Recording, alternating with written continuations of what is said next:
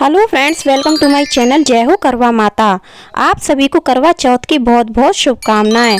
आज मैं आपके साथ में शेयर कर रही हूँ करवा चौथ व्रत की सरल विधि एवं संपूर्ण विधि। करवा चौथ का व्रत सभी सुहागिन महिलाएं अपने पति की लंबी आयु और अच्छे स्वास्थ्य के लिए करती हैं। करवा चौथ का व्रत निर्जल रखा जाता है और शाम के समय करवा चौथ माता की पूजा की जाती है, चंद्रमा को अर्घ दिया जाता है, उसके बाद इस व्रत का पारण किया जाता है। तो चलिए वीडियो स्टार्ट करते हैं। करवा चौथ की पूजा करने के लिए हमने चौकी लगा ली है। चौकी पर आप लाल या फिर पीला कपड़ा बिछा सकते हैं। यहाँ पर मैंने करवा चौथ माता की फोटो ली है जिसमें शिव परिवार भी है। अगर आपके पास इस तरह का फोटो है करवा चौथ माता का तो आपको अलग से शिव परिवार रखने की आवश्यकता नहीं है। और अगर आपके पास इस तरह का फोटो नहीं है, सिंपल वाला फोटो है, तो आप अलग से शिव परिवार की फोटो या फिर मूर्ति रख लें। नहीं तो आप मिट्टी से छोटे छोटे पिंड रूप में भगवान गणेश, शिव जी और माता पार्वती बना करके उनकी पूजा कर सकते हैं। तो इस तरह से मैंने करवा चौथ माता की फोटो को अक्षत का आसन देकर के चौकी पर विराजित कर लिया है। इसके साथ हम कथा की पुस्तक को भी अक्षत का आसन देकर के चौकी पर विराजित कर लेंगे। इसके बाद हम कलश की स्थापना करेंगे। कलश की स्थापना करने के लिए मैंने यहाँ पर पीतल का कलश लिया है। आप मिट्टी का भी ले सकते हैं या फिर तांबे का कलश भी प्रयोग में ला सकते हैं। करवा चौथ की पूजा में कलश की स्थापना करना बहुत आवश्यक नहीं है, लेकिन अगर आपके यहाँ करवा चौथ की पूजा में कलश की स्थापना की जाती है तो आप कर सकते हैं। वैसे भी किसी भी पूजा में कलश की स्थापना करना बहुत ही शुभ माना जाता है, क्योंकि कलश में सभी देवी देवताओं का वास माना जाता है। तो अगर आप चाहते हैं तो आप कलश की स्थापना कर सकते हैं। तो इस प्रकार से मैंने यहाँ पर कलश लिया है। कलश के कंठ पर मैंने मौली पहले ही बांध ली थी। उस पर मैंने कुमकुम से स्वास्तिक बनाया है। आप रोली से भी बना सकते हैं। हमने इसमें थोड़ा सा गंगा जल डाला है। उसके बाद मैंने शुद्ध जल से इस कलश को कंठ तक भरा है। उसके बाद मैंने इसमें हल्दी की गांठ, सुपारी डाली है, एक सिक्का डाला है, रोली डाली है, अक्षत डाले हैं। अब हम इस पर पंच पल्लव लगाएंगे। पंच पल्लव के रूप में आप आम के पत्ते, अशोक के पत्ते का प्रयोग कर सकते हैं, और अगर आपको नहीं मिलते हैं तो आप पान के पत्ते का भी प्रयोग कर सकते हैं।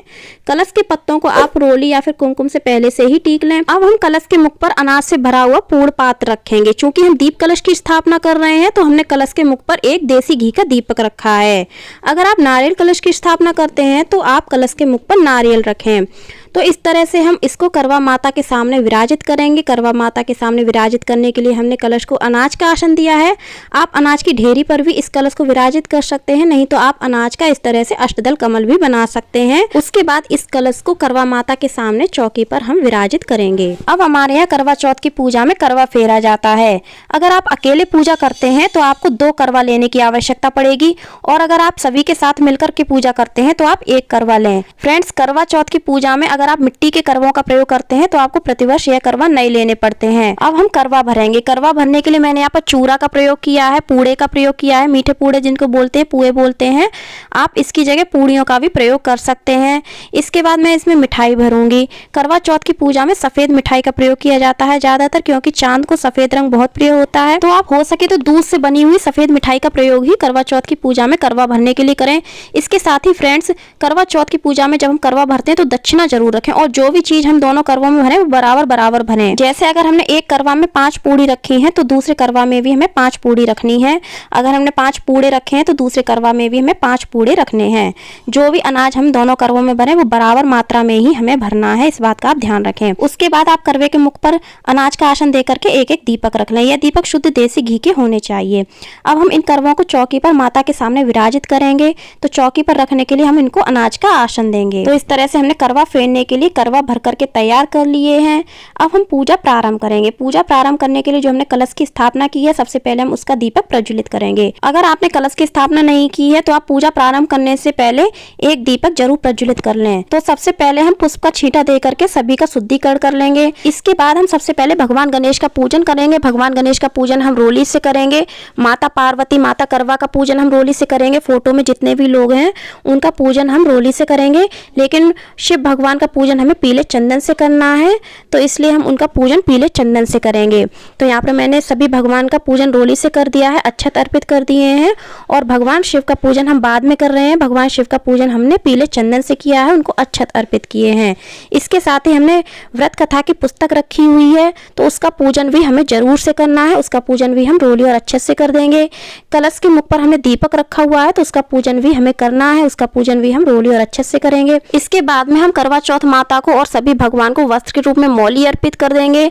साथ में आप चाहें तो करवा चौथ माता को चुनरी भी अर्पित कर सकते हैं। इसके बाद हम सभी भगवान को पुष्प अर्पित करेंगे। माता करवा को आप हो सके तो लाल पुष्प अर्पित करें और चंद्र पूजन के लिए आप हो सके तो सफेद पुष्पों का प्रयोग करें। और अगर नहीं मिल पाते हैं तो आपको जो भी पुष्प मिल जाते हैं उनका प्रयोग आप पूजा में कर सकते हैं। और अगर आपको किसी कारण पुष्प नहीं भी मिल पाते हैं तो आप बिना पुष्पों के भी करवा चौथ की पूजा आसानी से कर सकते हैं।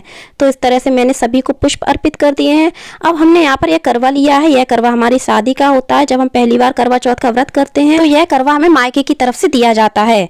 इसी करवे के द्वारा हम चंद्रमा को अर्घ देते हैं। तो अब इस करवे को भी हम चंद्रमा को अर्घ देने के लिए तैयार कर लेंगे। इस करवे में हम सबसे पहले जल भरेंगे, रोली डालेंगे, चंदन डालेंगे, अक्षत डालेंगे, एक बतासा डालेंगे। बतासा नहीं है तो आप सफेद मिठाई का भी प्रयोग कर सकते हैं। आप इस जल में पुष्प की पंखुड़ियां भी डाल सकते हैं, क्योंकि पुष्प की पंखुड़ियों से जल सुगंधित हो जाता है।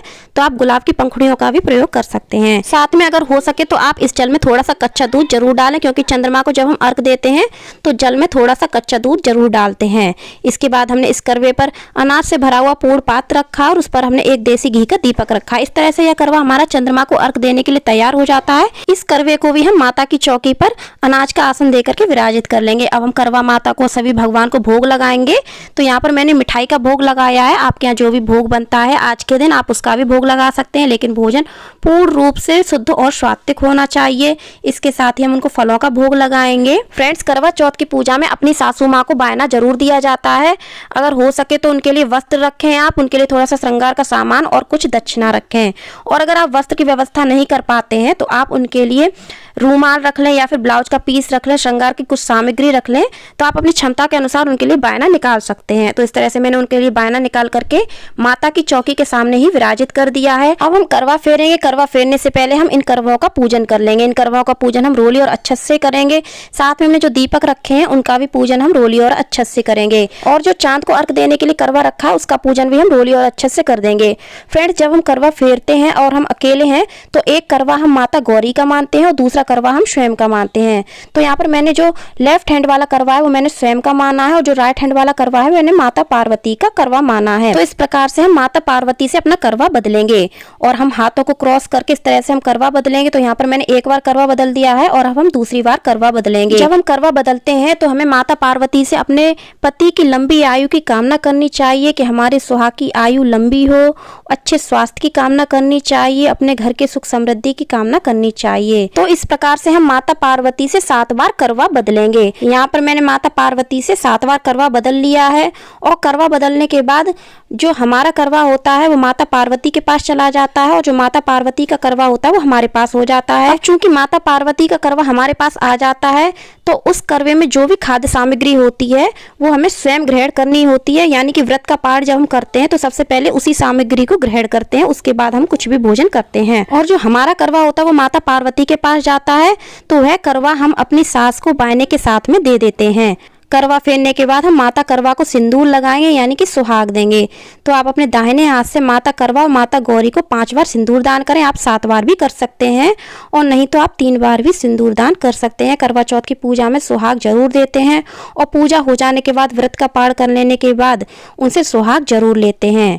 इस प्रकार से अब हम करवा चौथ व्रत की कथा पढ़ेंगे। यह कथा आप दिन के समय भी पढ़ सकते हैं सभी महिलाओं के साथ में, नहीं तो आप जब शाम की पूजा करते हैं उस समय भी आप यह कथा पढ़ सकते हैं या फिर सुन सकते हैं। कथा पढ़ने से पहले आप एक जल का लोटा भर करके रख लें, हाथ में थोड़े से अक्षत और पुष्प ले लें और करवा चौथ माता की व्रत कथा पढ़ें या फिर सुने। फ्रेंड्स, करवा चौथ व्रत की पूजा में चंद्रमा का पूजन कैसे किया जाता है इसका वीडियो मेरे चैनल पर ऑलरेडी आ चुका है। वीडियो का लिंक आपको डिस्क्रिप्शन बॉक्स में मिल जाएगा। इसके साथ ही करवा चौथ की कहानी का वीडियो भी आपको मेरे चैनल पर अलग से मिल जाएगा। वीडियो का लिंक मैं आपको डिस्क्रिप्शन बॉक्स में दे दूंगी। अब कथा संपूर्ण हो जाने के बाद हमने हाथ में जो अक्षत और पुष्प लिए हैं उनको हम माता के सामने अर्पित कर देंगे। किसी किसी के यहाँ पर यह अक्षत और पुष्प अपनी साड़ी के पल्लू में बांध लिए जाते हैं और बाद में चंद्रमा को जब अर्घ देने जाते हैं तब यह अक्षत और पुष्प चंद्रमा को अर्पित कर दिए जाते हैं। अब हम आरती करेंगे। आरती करने के लिए आप शुद्ध देसी घी के दीपक से भी आरती कर सकते हैं, आप कपूर से भी आरती कर सकते हैं। तो यहाँ पर मैं कपूर आरती कर रही हूँ।